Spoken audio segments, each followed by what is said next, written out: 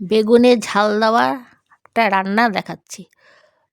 আমি প্রথম বেগুনগুলো কাটলাম, কেটে ধুয়ে রাখলাম।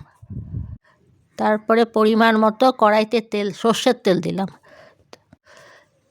তারপরে সর্ষে বাটা, তিল বাটা, ধনেপাতা বাটা, তারপরে কাঁচা লঙ্কা, একটু নুন, একটু চিনি দিয়ে বেশ করে বাটলাম।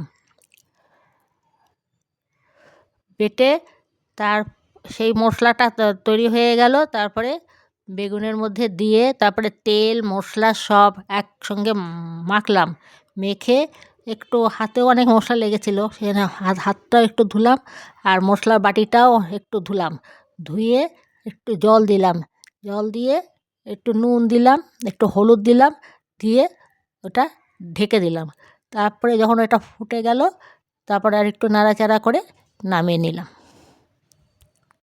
আপনারা নামাবার আগে একটু কাঁচা তেল দিতে পারেন। আমি যেহেতু কাঁচা তেল খাই না, সেই জন্য আমি কাঁচা তেল দিইনি। যদি আপনাদের রান্নাটা ভালো লেগে থাকে, আপনারা অবশ্যই সাবস্ক্রাইব, লাইক এবং শেয়ার করে দেবেন।